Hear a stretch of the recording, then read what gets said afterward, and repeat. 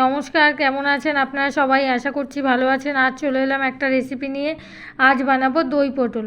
তার জন্য কড়াইতে সাদা তেল দিয়েছি আর পটলগুলোকে অর্ধেক অর্ধেক করে খোসা ছাড়িয়ে মাঝখান দিয়ে চিড়ে নিয়েছি। এবার লবণ দিয়ে পটলটাকে ভেজে নেব। এখানে নিচ্ছি সর্ষে, পোস্ত, কাঁচা লঙ্কা আর কাজু কিশমিশ, এগুলোকে একটু বেটে নেব, ভালো করে বেটে নেবো। আর এদিকে পটলটাকে ভেজে নিচ্ছি, দিয়ে লাল লাল করে কিন্তু পটলটাকে ভেজে নিতে হবে যতক্ষণ না নরম হচ্ছে। পটল ভাজা হয়ে গেছে, এবার এটাকে তুলে নেব।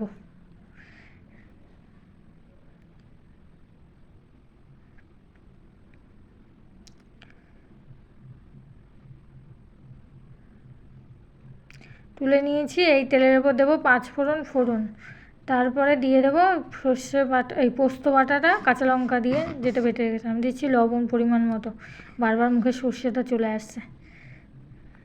আর দিয়ে দিচ্ছি পরিমাণ মতো টক দই। আজকের রেসিপিটা কিন্তু দই পটল। এটাকে ভালো করে কষিয়ে নেবো যতক্ষণ তেল না ছাড়ছে। আর দিয়ে দেবো সামান্য একটু হলুদ, একটু জিরের গুঁড়ো দিয়ে ভালো করে কষাবো এটাকে।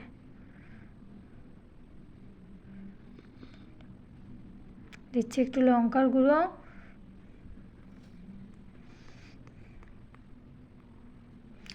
এবার দিয়ে দেবো পরিমাণ মতো জল, মিক্সির বাটি ধোয়া জল দিয়ে দিচ্ছি।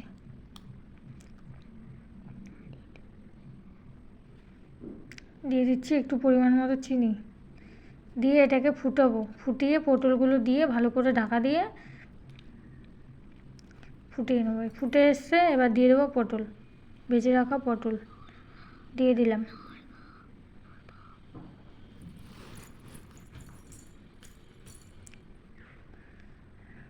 ঝোলটা শুকিয়ে এসছে, পটলটাও সেদ্ধ হয়ে গেছে, গামাখা হয়ে এসছে।